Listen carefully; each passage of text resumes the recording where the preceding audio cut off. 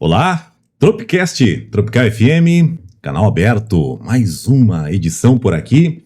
E olha que nós, assim como tem acontecido, sempre com convidados por aqui no nosso projeto, aqui no nosso canal do YouTube, que nós sempre estamos trazendo aqui figuras, assuntos diferenciados, sempre para pautar aqui com os nossos internautas, nossos ouvintes, enfim, aqueles que acompanham e seguem a Tropical FM, né? O nosso Tropicast, canal aberto, hoje vai recebendo aqui a professora Maria Célia Frelich, que também é escritora e também aqui conosco, conversando hoje também como palestrante. Não é isso? Deixa eu cumprimentá-la, tudo bem? Seja bem-vinda. Que prazer, Elvis, ser chamada para participar desse canal aberto, de podermos falar sobre a minha história um pouquinho, fazê-la contar como ela ocorreu, porque tem muita coisa boa para ser compartilhada com vocês. Exatamente. Professora Maria Célia, inclusive, tem um sábado cheio que a gente vai falar daqui a pouquinho, que nós temos justamente como está aqui na nossa mesa, algumas obras, alguns livros, né, que a gente já tem acompanhado aqui pela Tropical FM mesmo, inclusive com os lançamentos. Recentemente a gente teve o último, chegou já, tá bem quentinho, capa de novo material vindo aí, e a gente vai falar sobre isso. Mas antes eu quero perguntar um pouquinho da professora Maria Célia, num todo, aqui no nosso início do bate-papo. Bem, na verdade, a Maria Célia era para ser jornalista. Olha aí. Que é o meu grande sonho de vida, era ser jornalista. A vida me fez fazer letras, que eu achei que seria importante para seguir no ramo do jornalismo, e não era um curso muito fácil de encontrar aqui, né? Não tinha nas regiões. E aí acabei fazendo letras português, e a necessidade me fez dar aula, e eu nunca mais parei de dar aula. Então são 36 anos, já aposentada no estado, ainda nativa no município, na área da língua portuguesa e da literatura. Então, eu também compreendi que ali tinha um motivo. Poxa, você tem que compartilhar e aprender também.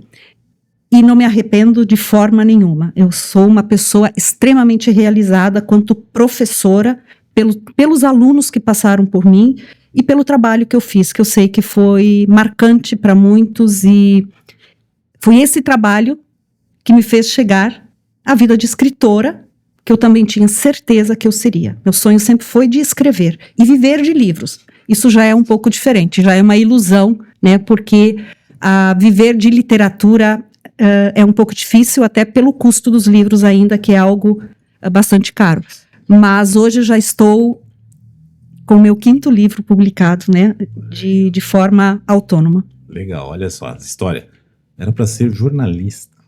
Olha só onde é que fomos parar, né? Agora, escritora. 5 livros, já tem mais vindo aí, né? Mas assim, ó, gente, ela vai falar um pouquinho aqui dessas obras, porque teve o primeiro. Até ali talvez tenha sido um pouquinho um desafio. Depois... Na verdade, até não é legal contar, mas eu posso contar. Eu sempre fui muito... Olha o que eu anuncio. Eu sempre fui muito procurada quando eu estudava ainda no ensino médio, por colegas, para fazer as produções textuais dos alunos, dos outros. E eu adorava, porque aquela coisa de escrever era muito fácil para mim. Eu não entendia por que vocês não conseguem escrever. Então começou ali. E aí eu já comecei a sentir que eu tinha um dom de colocar em palavras sentimentos, o que não é nada fácil. Como eu fui também um pouco reprimida, uma adolescente um pouco diferente dos outros, eu era vista como um pouco rebelde, um pouco adiantada no meu tempo. Na minha época, no ano de 80, 82, 78, você ouvir disco de vinil de Elvis Presley no interior, já soava, poxa, você não entende nada e está ouvindo. Então lá era bandinha, então eu me escondia, né? À noite eu me escondia embaixo das cobertas, eu comprei uma lanterna com o foque que a gente fala, com pilha, para que eu pudesse ler, porque não podia gastar energia elétrica. Então eu fazia isso.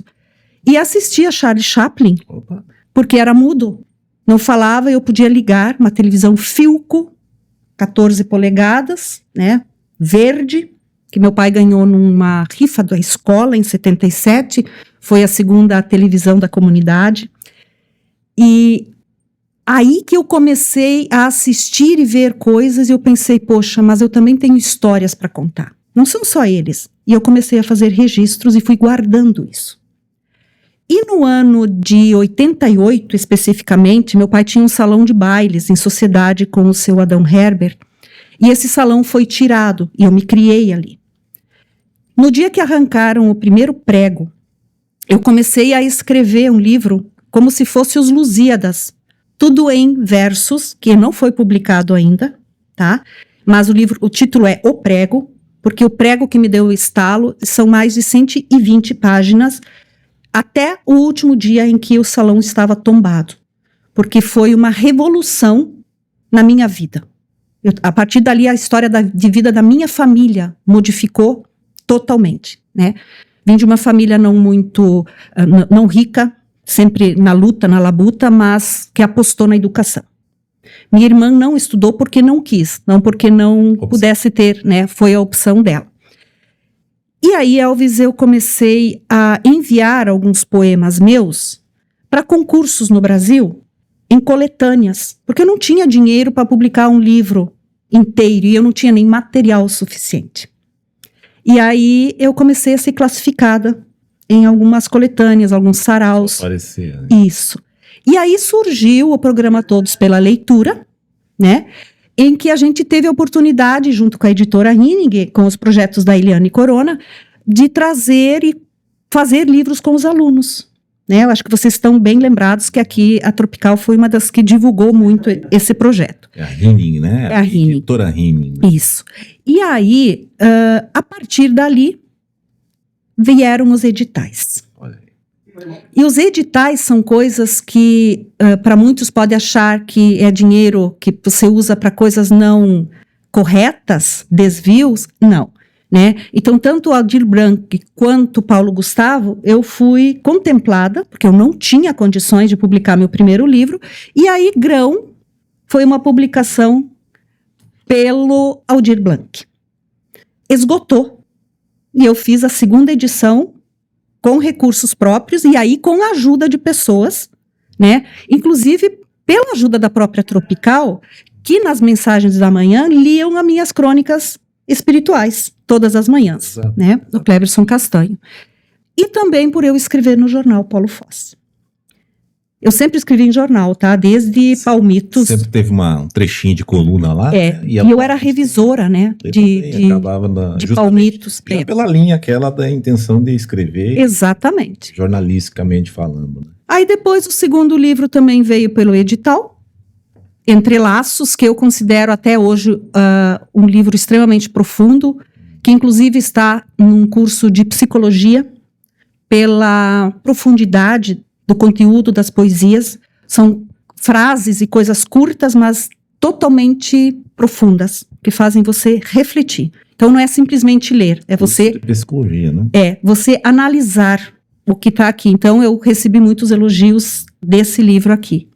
Depois nós tivemos uma mudança ali, né? Como é que foi esse ajuste aqui? Hein? Na verdade, Elvis, eu nunca imaginei escrever literatura infantil. Pois é. Podem achar que é mais fácil e não é.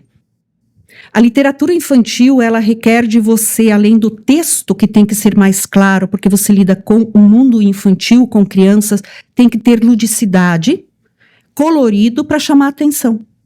Porque as crianças não leem as palavras, eles leem as imagens antes. A palavra vem em seguida. E eu fiz um teste com uma professora, quando ele ainda era só uma minuta, né, um protótipo, e ela leu a história na sala de aula para uma turminha de pré-escola, que é a professora Elaine Alves. Olha aí. E os alunos ficaram encantados e fizeram a produção depois, de tudo o que o livro contava.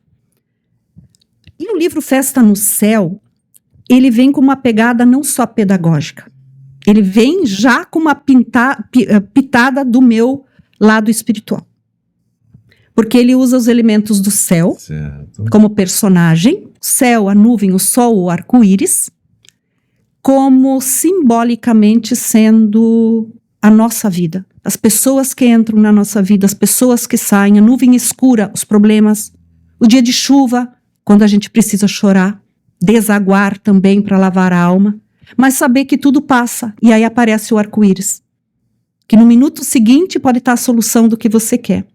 E o livro se encerra com a imagem da noite, das estrelas pedindo licença para chegar, como se fosse a morte pedindo autorização para tomar a vida de volta e se preparar para um renascimento, que seria a manhã seguinte.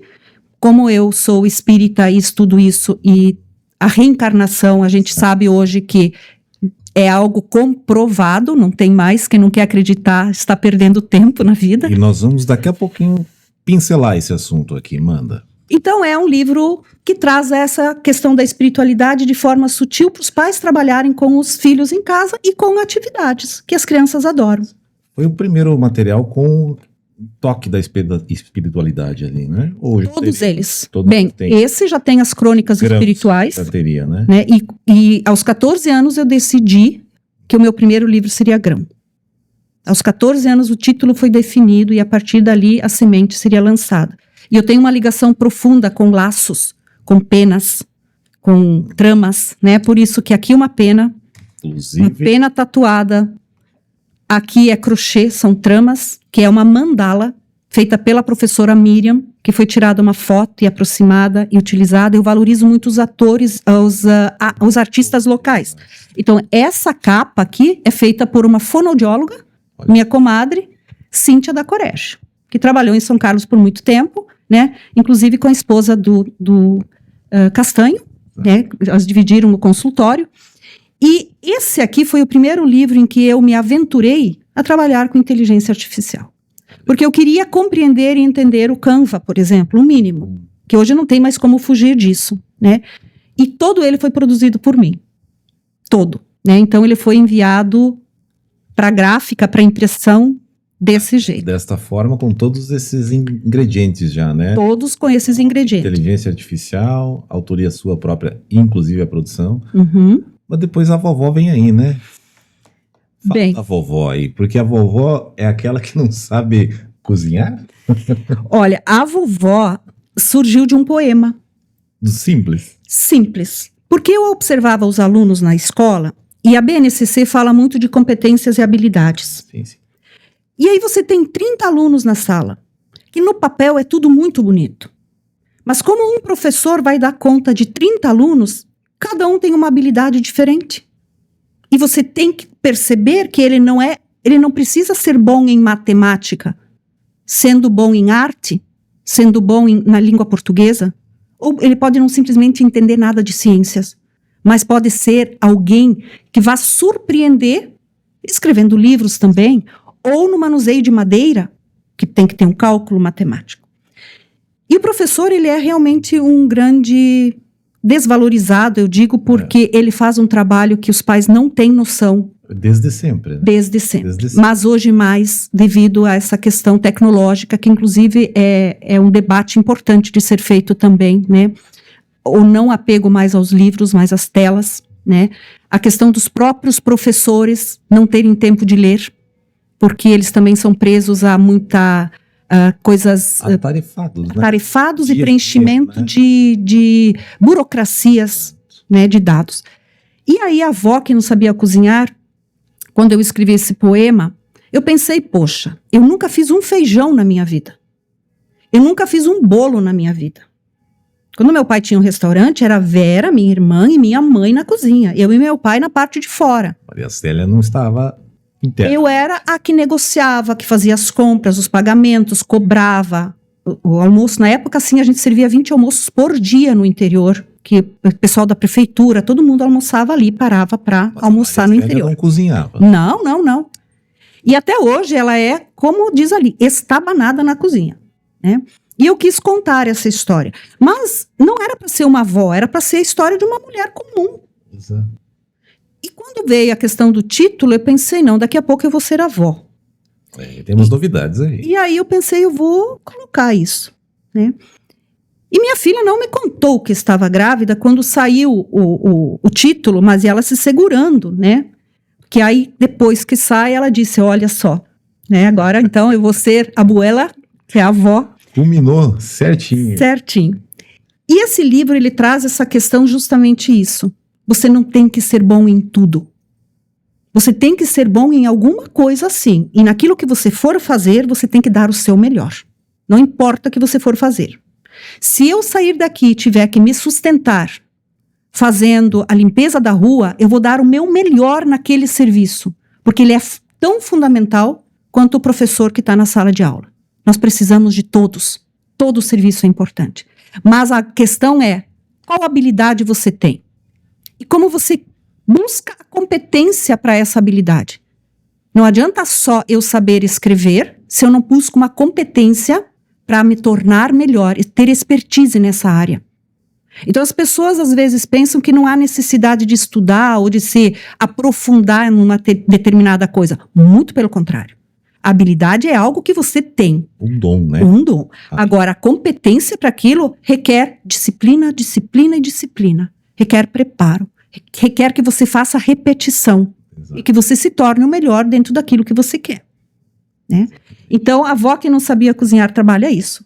Essa vovó, ela sabe fazer mandalas, ela sabe ler cartas, ela sabe escrever livros, sabe fazer tricô, crochê, mas ela nunca cozinhou um feijão. E a pergunta final é, era necessário? Tá aqui tudo nesse livro, que é o quarto, né? Esse é o quarto. Esse é o quarto livro, quarta obra aqui que nós tivemos. E aí trabalha para os Esse pais bem também. recente, né? O 13 e o 4 aqui, muito recentes. Muito né? recentes. Bem recente, a gente acompanhou recentemente aí o lançamento desses. Daí... Loli e os 7 Encantos da Semana. Que veio junto ali praticamente. E porque esse também é do edital Aldir Blanc, e esse é com custos e com a ajuda de alguns fornecedores que me auxiliam, mas não querem que eu divulgue o nome. Então são aquelas caridades anônimas que são fundamentais, né? Não, a mão direita não precisa saber o que a esquerda faz. Velho ditado. É o velho ditado. E esse aqui conta a história de uma menina que imagina os dias da semana de forma muito poética. Esse a gente explicou recentemente. Fica assim, exatamente. Semanas atrás, né? Que o domingo para ela começa com uma bola preta, né? Exato. Porque ela lembrava que na segunda começavam as tarefas. Mas ao mesmo tempo era colorido, tinha 2 domingos, porque ela tinha mais um dia de folga, que ela poderia ainda brincar. Então, a capa não é nenhuma criança, você pode ver que é uma pré-adolescente. Exato. Inclusive já para mostrar isso, de que para ter imaginação e criar, a gente não tem idade. Até porque a nossa alma não tem idade, ela é mais velha do que a gente pensa. E a gente tem gostos, às vezes, que ninguém explica. E a nossa imaginação é muito fértil.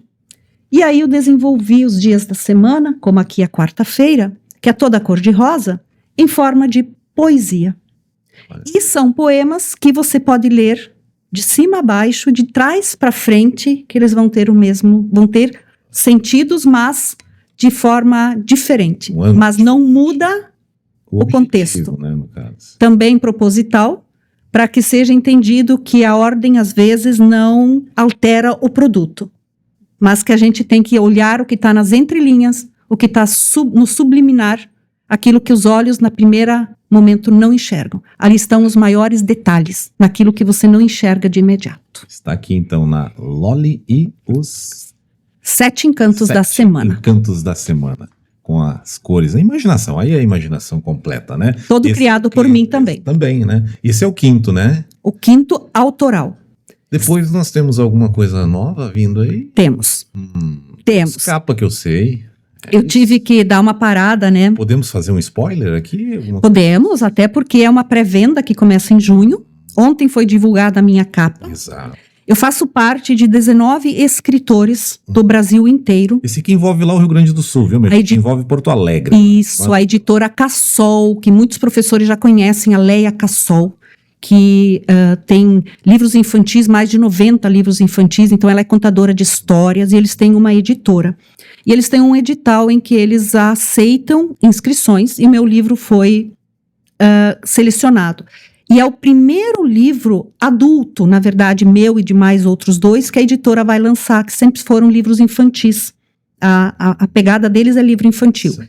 Então, são 19 escritores. 12 livros infantis, 5 infantos juvenis e 3 adultos, que vão ser vendidos em combos, com 19 livros por um preço assim, né, em pacotes depois. E agora a gente está nessa divulgação das capas, daqui a pouco vem os vídeos que a gente faz. Spoilers, né? E em junho, então, começa a pré-venda que a gente faz, que tem uma meta que os 19 se engajam para vender, né? E aí depois vem o lançamento, Um Olhar sobre Mim Mesma. Um olhar sobre mim mesmo. Então prepare aí porque em breve vai ter novidade. Por enquanto, a capa. De novo, gente, aqui, a capa de Um Olhar é maravilhosa, tem uma história fantástica com os meus mentores, tá? Que no livro vai ser contado, que é Acreditados também. isso que a gente marca e chama de yantra, que é a ferramenta que eu utilizo simbolicamente para escrever, tá? E a arte é do meu querido Bruno Lor, de França, né? Um artista autodidata fabuloso, que fez a ilustração da avó, tá? E fez a capa de Um Olhar sobre Mim Mesma. Desse próximo que nós Exatamente. teremos, inclusive. Nós teremos uma sessão de autógrafos. Sim. É sábado agora. Sábado. Hoje, no caso, né? Como é que está sendo? Nesse sábado agora. Isso. Bem, a gente depende muito que as pessoas comecem a perceber e dar valor ao local. Valorizar a Isso. questão local. Ter uma escritora ou escritores não é uma coisa comum. Nós temos o Marcelo Verli, que escreve livros históricos, com pesquisas profundas. Tivemos o Matheus Stoffel, que fez um livro de poesia, que publicou também, né?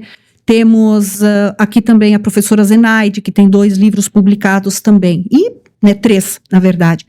E eu sigo uma linha um pouco diferente.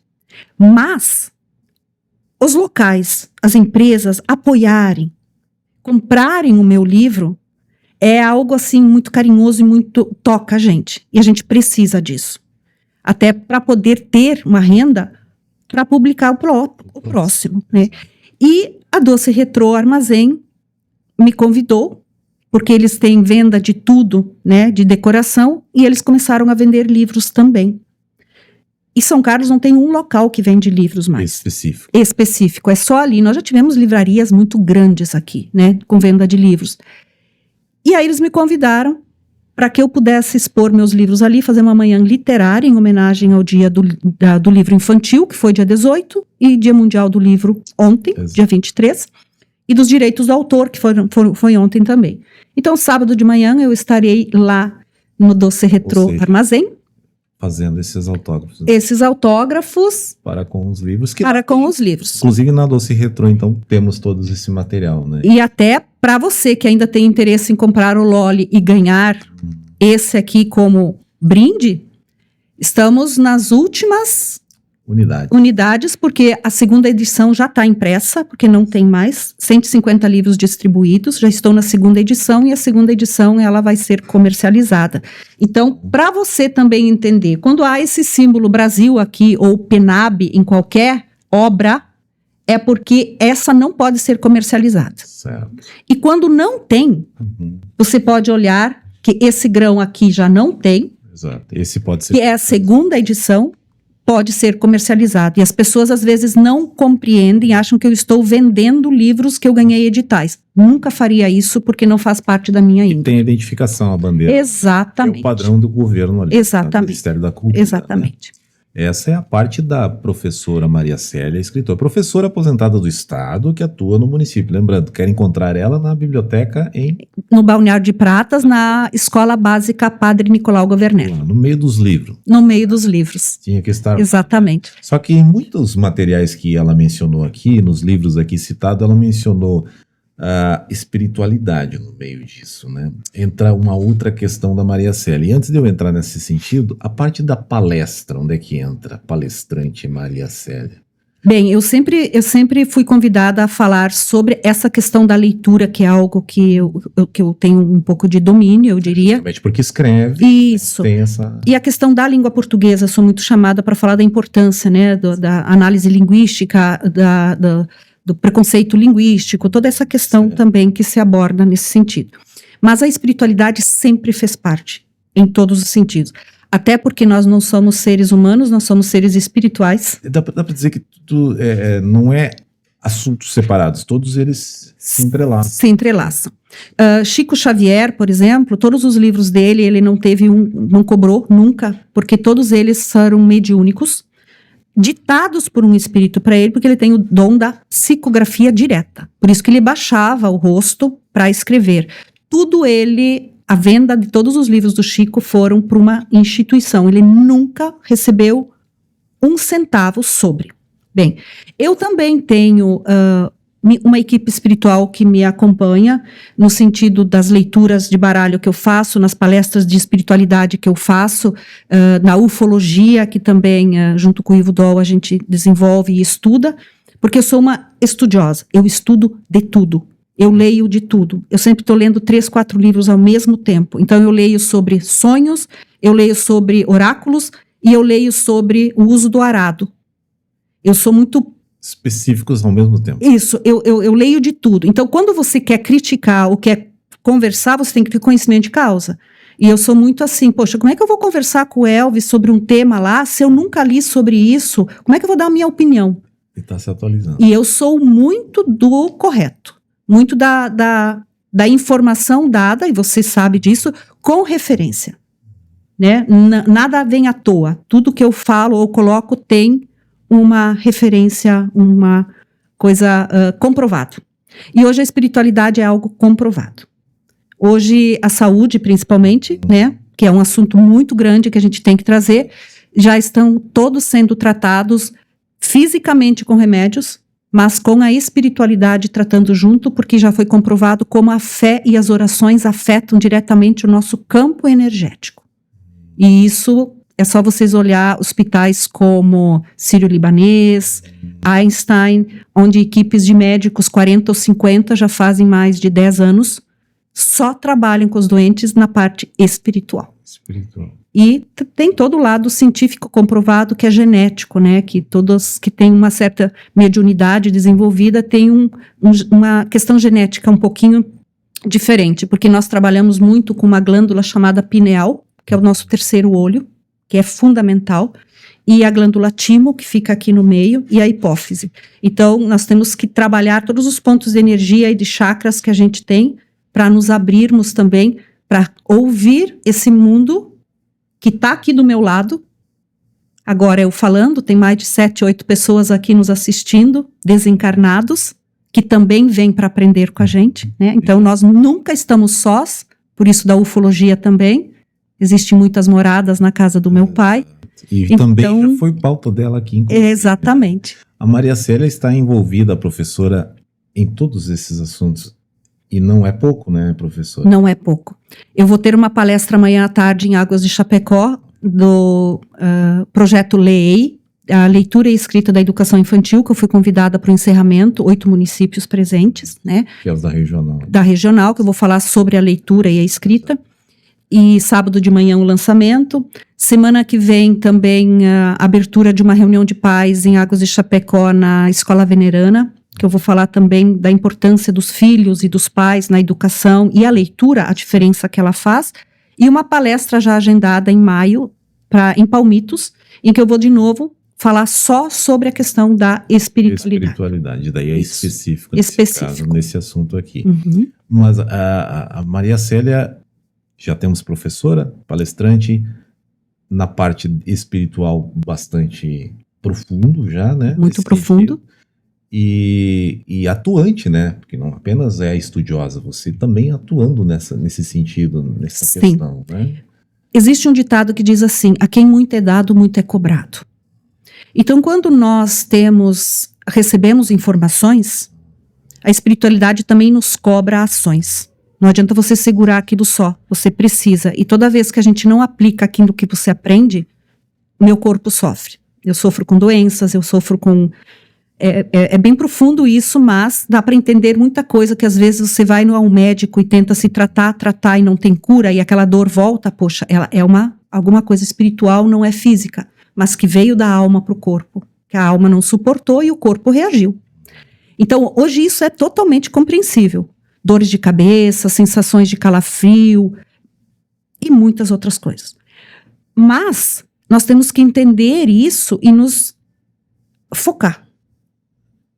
Nós que trabalhamos com a espiritualidade.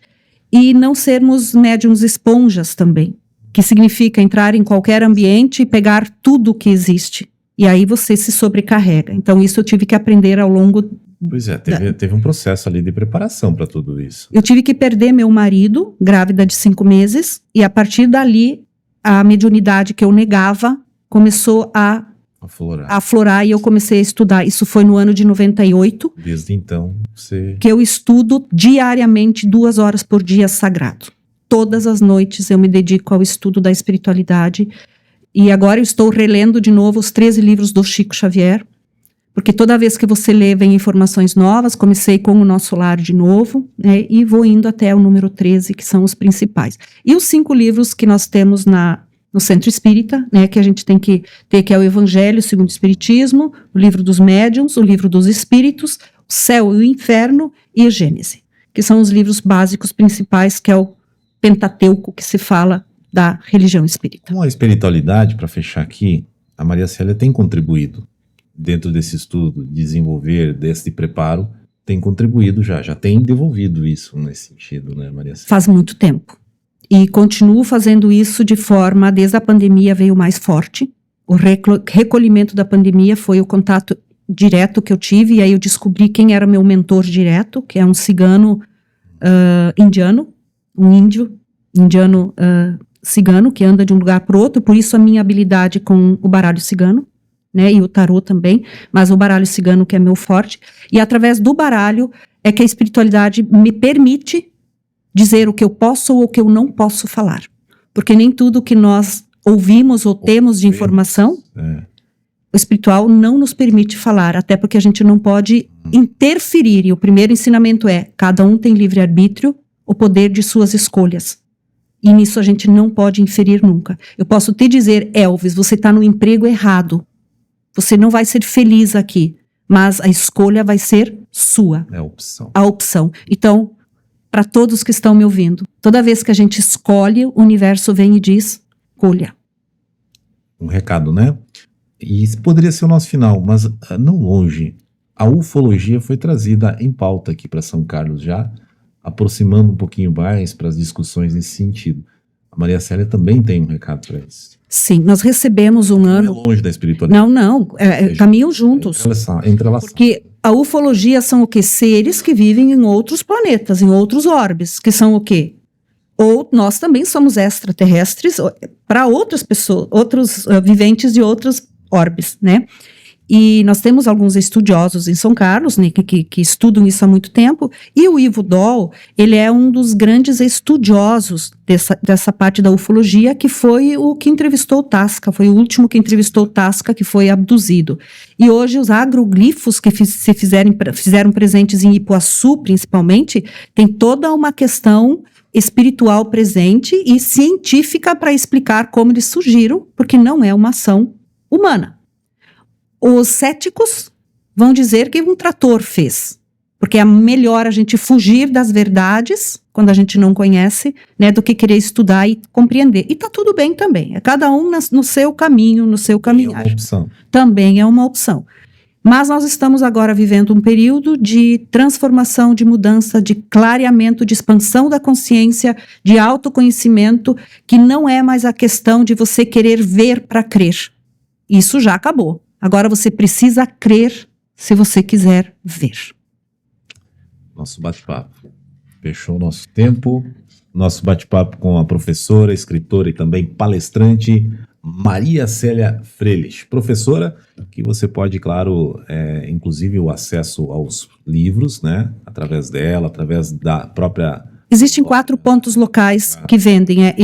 A Doce Afago, né, da Carla, a Doce Retrô, o Mercado Útil com a Vera e o Salão Cia da Beleza com a Marli. Então, são 4 mais a Maria Célia, então. Exatamente. Simples assim, minha gente. Nosso Tropcast Canal Aberto fica por aqui neste sábado. Lembrando que você pode se inscrever no nosso canal do YouTube e ser notificado aí e receber, né, a notificação sobre os nossos conteúdos, Tropcast Canal Aberto aqui e outros materiais e transmissões que a gente tem por aqui. Hoje foi com a professora Maria Célia aqui, nossa amiga que está sempre colaborando conosco aqui também na programação da Tropical FM. E esse material a gente vai estar repercutindo também no nosso departamento de jornalismo. E, recado, assuntos como ufologia e espiritualidade vão voltar a ser pauta por aqui, em Tropcast aqui, com certeza, para abordar ainda mais esse assunto, que é sempre uma realidade conosco por aqui, tá certo? Exatamente. A todos, um abraço e até a próxima. Um abraço e obrigada.